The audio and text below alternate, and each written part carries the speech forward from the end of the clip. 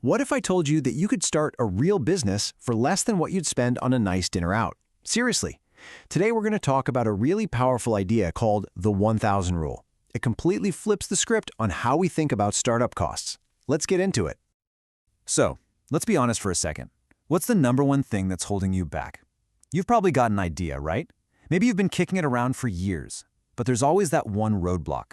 And for most of us, that roadblock looks an awful lot like a big, scary number. It's this myth that you need thousands, maybe even tens of thousands of dollars just to get a simple idea off the ground. And let me tell you, that belief probably kills more great businesses before they even start than anything else.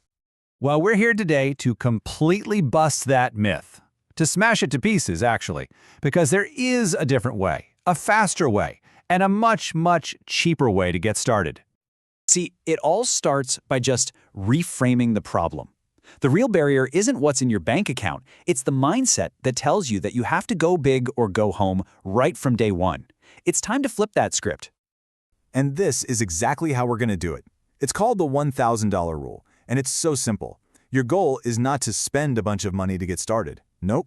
Your goal is to earn your first $1,000, and you're going to do it with a budget of just $100. You see that shift?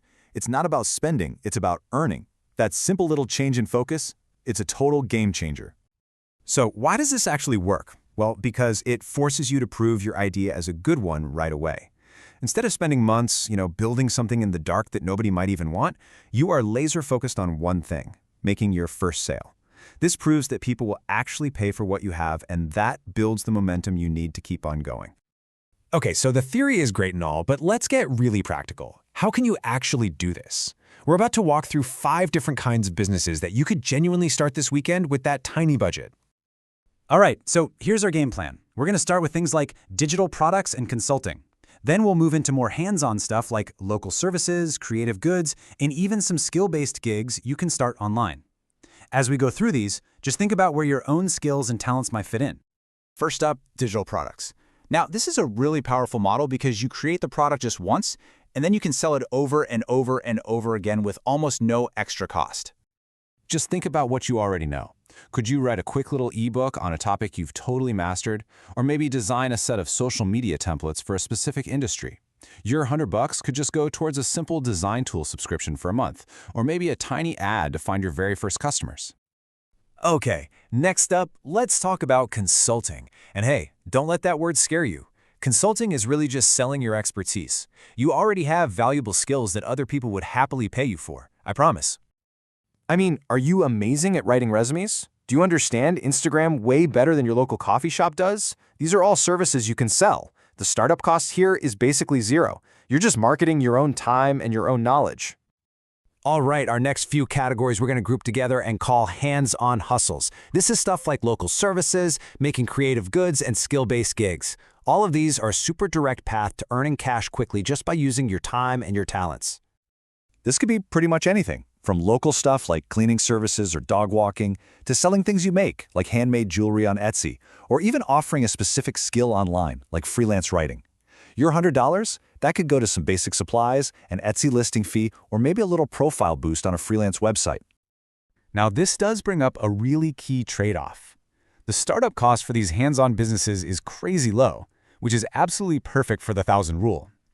The challenge comes a little later on when you try to scale, since you're often just trading your time for money.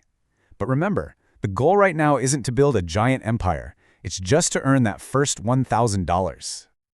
Okay, so we've just run through 5 really different paths, right? From digital stuff to hands-on gigs. So the big question is, how do you narrow it down and choose the right one for you? Well, this simple chart can really help. If you love the idea of creating content and earning passive income, then digital products, that's your lane. If you've got deep knowledge in something and you genuinely enjoy teaching others, you should look at consulting. If you just want to start earning money like right now with physical work, a local service is fantastic. For all the artistic types out there, selling creative goods lets you turn your craft into cash. And if you've got a specific digital skill, these skill-based gigs offer some incredible flexibility. All right, we've covered the mindset, we've covered the ideas. Now we get to the most important part of all, the launch. This is where all the theory becomes your reality. At the end of the day, it really all comes down to taking that one small first step. Forget about the 5-year business plans. Forget about trying to get massive loans. The only real secret to getting started is to actually start. You are not going to figure everything out just by thinking about it. You're going to figure it out by doing it. Your first idea, it might not be your best one.